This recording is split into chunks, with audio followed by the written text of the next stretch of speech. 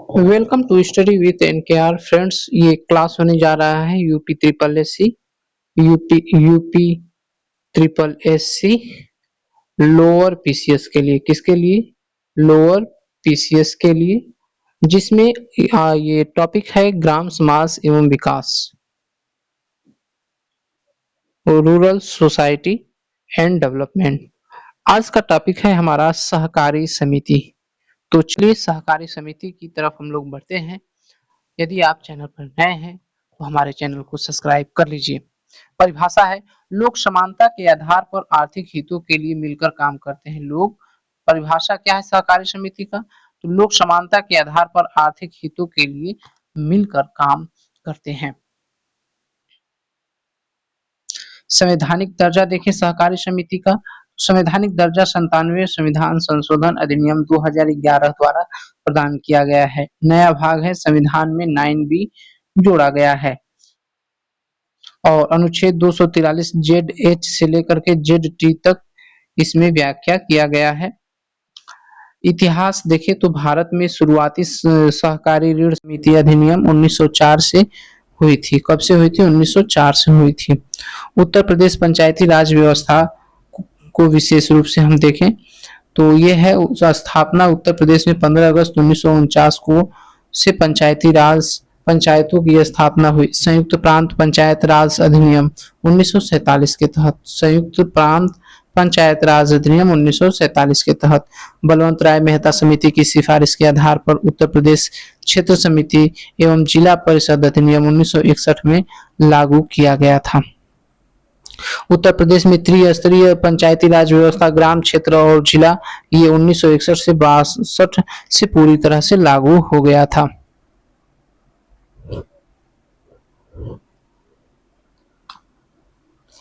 तिहत्तरवें संशोधन के बाद उत्तर प्रदेश पंचायत विधि संशोधन अधिनियम 1994 पारित किया गया, जो 22 अप्रैल 1994 से प्रभावी हुआ।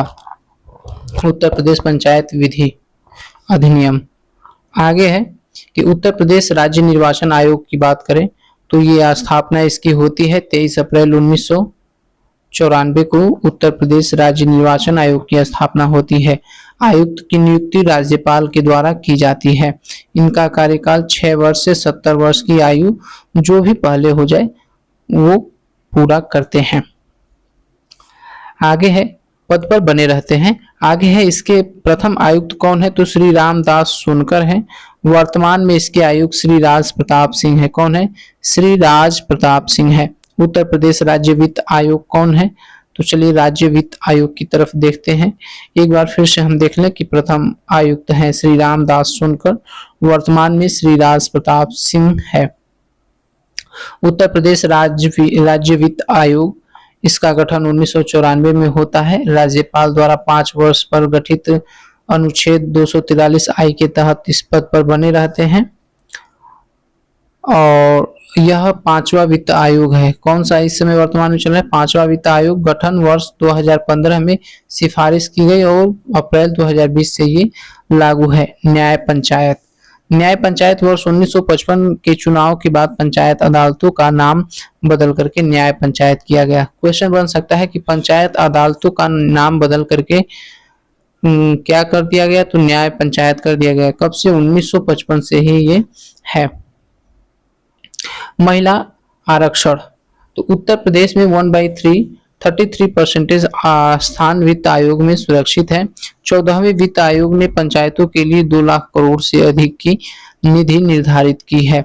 उत्तर प्रदेश के राज्य निर्वाचन आयुक्तों का कुछ क्रम देखेंगे तो पहले हैं श्री रामदास सोनकर जी 94 से 96 तक, डॉक्टर यशपाल सिंह 96 से 1 तक, अपरमिता प्रसाद सिंह 1 से 7, राजेंद्र भवनवाल 7 से 12, श्री सतीश कुमार अग्रवाल 12 से 17, श्री मनोज कुमार 18 से 24, श्री राज प्रताप सिंह 24 से अब तक है। ग्रामीण विकास भारतीय संदर्भ में देखें तो ग्रामीण विकास विकास परिचय एवं जननांकिकी। ग्रामीण विकास का अर्थ है ग्रामीण जनसंख्या के सामाजिक, आर्थिक एवं मानवीय पक्षों का सर्वांगीण विकास करना और उनके जीवन स्तर में सुधार लाना। गांवों की जनसंख्या 2011 जनगणना के अनुसार देखें तो गांवों की कुल संख्या है, भारत में गांवों की कुल संख्या कितनी है, तो 6,40,930 है। ग्रामीण क्षेत्र की परिभाषा, वह क्षेत्र जिसकी जनसंख्या 5,000 से कम हो, जनघनत्व 400 व्यक्ति प्रति वर्ग किमी से कम हो और कामकाजी पुरुषों का 25% हिस्सा कृषि पर कार्य करता हो, उसे हम ग्रामीण क्षेत्र कहेंगे। क्या कहेंगे? उसे हम ग्रामीण क्षेत्र कहेंगे। ग्रामीण जनसंख्या की बात की जाए तो ग्रामीण जनसंख्या भारत की कुल आबादी का 68.89% लगभग 83.33 करोड़ हिस्सा गांवों में निवास करती है। 68.89 लगभग 70% गांव में निवास करती है और लगभग 83 करोड़ अर्थात 83.5 करोड़ हिस्सा गांवों में निवास करती है। वृद्धि दर की बात की जाए तो 2001 से 2011 के दौरान ग्रामीण आबादी में लगभग 12% की वृद्धि दर्ज की गई है।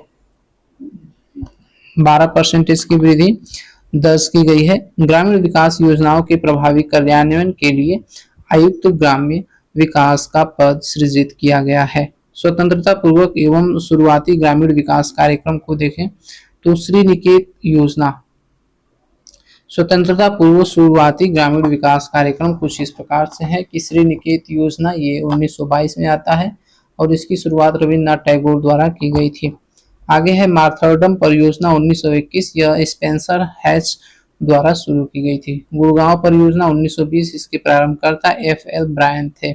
बड़ौदा विलेज रिस्ट्रक्शन प्रोजेक्ट 1932 में बी.टी. कृष्णाचारी है और सेवा ग्राम योजना 1936 में ये महात्मा गांधी द्वारा शुरू की गई थी। दो इसमें इंपॉर्टेंट दिख रहा है, निकेतन योजना 1922, इसकी शुरुआत रविन्द्रनाथ टैगोर द्वारा की गई थी और सेवाग्राम योजना 1936 महात्मा गांधी के द्वारा की गई थी। इंडिया विलेज सर्विस ये 1945 में टी.ए.टी. मोसर एवं बी.एन. गुप्ता द्वारा शुरू किया गया था। फिरका विकास योजना 1946 में मद्रास सरकार द्वारा शुरू किया गया था। आदर्श ग्राम योजना ये 1903 में सर डेनियल हैमिल्टन द्वारा शुरू किया गया था। आदर्श ग्राम योजना। और एक और है संसद आदर्श ग्राम योजना, इसे जो है 2014 में शुरू किया गया था, जिसमें प्रत्येक संसद एक गांव को गोद लेते थे।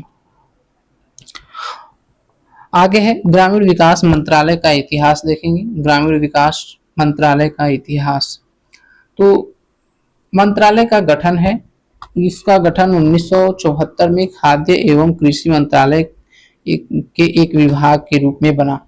नाम परिवर्तन करके अगस्त 1979 को ग्रामीण पुनर्गठन मंत्रालय बना दिया गया।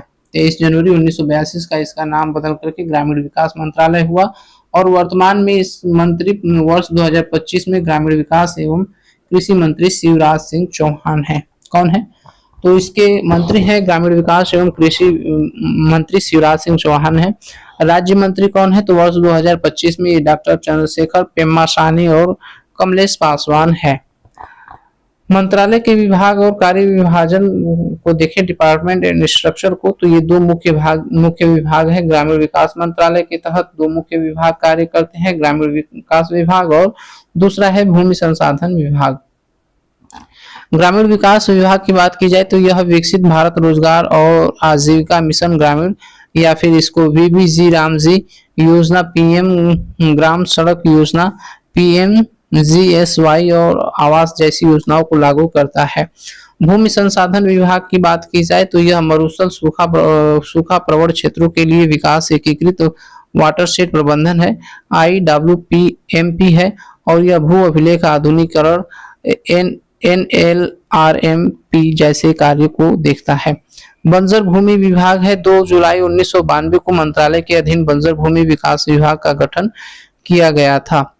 नेक्स्ट है मंत्रालय में का ऐतिहासिक घटनाक्रम। मंत्रालय का ऐतिहासिक घटनाक्रम है जनवरी 1985। मंत्रालय का नाम ग्रामीण विकास मंत्रालय से बदल करके कृषि तथा ग्रामीण विकास मंत्रालय किया गया था। राष्ट्रपति ज्ञानी जैल सिंह और प्रधानमंत्री राजीव गांधी के समय ये किया गया था। आगे है 1991 का बदलाव, तो 5 जुलाई 1991 को इसे पुनः ग्रामीण विकास मंत्रालय का नाम दिया गया, राष्ट्रपति आर वेंकट रमन और प्रधानमंत्री पीवी नरसिंह राव के समय। 1999 का बदलाव देखा जाए तो वर्ष 1999 में ग्रामीण क्षेत्र तथा रोजगार मंत्रालय का नाम बदल करके पुनः ग्रामीण विकास मंत्रालय किया गया। उस समय राष्ट्रपति आर के नारायण और प्रधानमंत्री अटल बिहारी वाजपेयी थे। कौन थे? तो आर के नारायण और प्रधानमंत्री अटल बिहारी वाजपेयी है। नेक्स्ट है कि अंतर्राष्ट्रीय सहयोग। तो अंतर्राष्ट्रीय सहयोग यह मंत्रालय CIRDAP यानी African Asian rural development organisation और AARDO central on integrated rural development for Asia and the Pacific संगठनों के लिए भारत की ओर से नोडल विभाग है। जिला ग्रामीण विकास अभिकरण क्या है? तो इसकी स्थापना 1999 में हुई। इसका मुख्य कार्य गरीबी उपशमन कार्यक्रमों को लागू करना है। 20 सूत्रीय कार्यक्रम को देखें तो वर्ष 1975 में इंदिरा गांधी द्वारा 20 सूत्रीय कार्यक्रम की घोषणा की जाती है और इसे वर्ष 1982 से 86 के अंत में वर्ष 2006 में पुनर्गठित किया गया। वर्तमान स्थिति यह है कि अभी देश में 20 सूत्रीय कार्यक्रम 2006 से TPP 2006 लागू है जो 1 अप्रैल 2007 से प्रभावी हुआ। कार्यक्रम का मूल मंत्र है कि गरीबी उन्मूलन और जीवन की गुणवत्ता में सुधार। यह विशेष रूप से ग्रामीण और वंचित वर्ग SC और ST गरीब महिलाएं पर केंद्रित है। देखेंगे 20 सूत्रीय कार्यक्रम क्या है? तो ये रहा 20 सूत्रीय कार्यक्रम। 20 सूत्रीय कार्यक्रम तो यहाँ से हम स्टार्ट करते हैं। ग्रामीण पर्यावरण का संरक्षण, उपभोक्ता का समुत्थान, गांवों के लिए ऊर्जा, एक उत्तरदायी प्रशासन, वर्षा पर निर्भर कृषि का व्यूह रचना, सिंचाई के पानी का अच्छा उपयोग, अच्छी फसलें, भूमि सुधारों की प्रभावशीलता, ग्रामीण श्रम के लिए विशिष्ट कार्यक्रम, पीने का साफ पानी, सबके लिए स्वास्थ्य, 2 बच्चों का मानक, शिक्षा का विस्तार, अनुसूचित जाति एवं अनुसूचित जनजाति के लिए न्याय, महिलाओं के लिए समानता, युवाओं के लिए नए अवसर, व्यक्तियों के लिए आवास व शहरी मलिन बस्तियों का सुधार करना, वानिकी की नई व्यूह रचना और ग्रामीण निर्धनता का निवारण करना। यही जो है 20 सूत्रीय कार्यक्रम है। आगे है कृषि एवं विकास से संबंधित आर्थिक सर्वेक्षण 2024-25। इसमें हम देखेंगे तो ये है कि नवीनतम आंकड़े की बात की जा रही है। कृषि का आर्थिक योगदान और स्वरूप। तो GDP में हिस्सेदारी वर्तमान कीमतों पर वित्त वर्ष 2024 के अंतिम अनुमान के लिए देश के GDP में कृषि और संबद्ध गतिविधियों का लगभग 16% है। कितना है? 16% है। विकास के चालक बागवानी, मवेशी और मत्स्य पालन क्षेत्र कृषि के संपूर्ण विकास के लिए मुख्य चालक बनकर के उभरे हैं। फसल उत्पादन और न्यूनतम समर्थन मूल्य देखें तो खरीफ उत्पादन 2024 में खरीफ को खाद्यान्न उत्पादन 1647.05 लाख मीट्रिक टन है। LMT है लाख मीट्रिक टन है तक पहुंचने की उम्मीद है और उत्पादन में वृद्धि या पिछले वर्ष की तुलना में 89.37 लाख मीट्रिक टन की वृद्धि को दर्शाता है। आगे है MSP। तो इसमें वित्त वर्ष 2024-25 के लिए उत्पादन की भारित औसत लागत पर अरहर के लिए 59% और बाजरा के लिए 77% MSP वृद्धि की गई थी। जलवायु अनुकूलन। तो जलवायु सहनीय फसल किस्मों और कृषि तौर तरीकों में सुधार को दीर्घावधि में मूल्य स्थिरता और जलवायु प्रभावों को कम करने के लिए आवश्यक बताया गया है। कृषि से संबद्ध क्षेत्र का प्रदर्शन। तो कृषि से संबद्ध क्षेत्र का प्रदर्शन है मत्स्य पालन। ये 2011-12 से 21-22 तक के दौरान इस क्षेत्र में 8.7% की सर्वोच्च चक्रवृद्धि वृद्धि दर दर्ज की गई है। पशुपालन। तो इस अवधि में पशुपालन क्षेत्र में 5.8 की चक्रवृद्धि वार्षिक वृद्धि दर्ज की गई है। किसान कल्याण और खाद्यान्न सुरक्षा योजनाएं। तो PM किसान, यह 31 अक्टूबर 2024 तक के 11 करोड़ से अधिक किसानों को इस योजना का लाभ मिला है। PM किसान मानधन योजना, इस योजना के तहत 23.61 लाख किसान नामांकित है। आगे देखें तो खाद्य सुरक्षा PMGKAY प्रधानमंत्री गरीब कल्याण अन्न योजना के तहत अगले 5 वर्षों के लिए मुफ्त खाद्यान्न का प्रावधान किया गया है, जो राष्ट्रीय खाद्य सुरक्षा के प्रति सरकार की प्रतिबद्धता को दर्शाता है। ग्रामीण अवसंरचना और विकास देखें, रूरल इंफ्रास्ट्रक्चर एंड डेवलपमेंट, तो जल जीवन मिशन योजना की शुरुआत अब तक 12 करोड़ परिवारों को नल से पेयजल की आपूर्ति मिली है। स्वच्छ भारत मिशन ग्रामीण की बात करें तो चरण 2 के तहत अप्रैल नवंबर 2024 के बीच में 1.92 लाख गांवों को ODF घोषित किया गया है। अब कुल 3.64 लाख ODF प्लस हो गए हैं।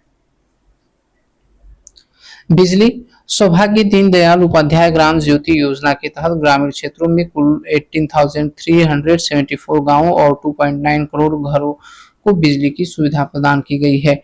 डिजिटल कनेक्टिविटी डिजिटल भारत निधि पूर्व में यूनिवर्सल सर्विस ऑब्लिगेशन फंड के तहत दिसंबर 2024 तक 10,700 दूर दराज गांवों में 4G मोबाइल सेवाएं पहुंचाई गई है।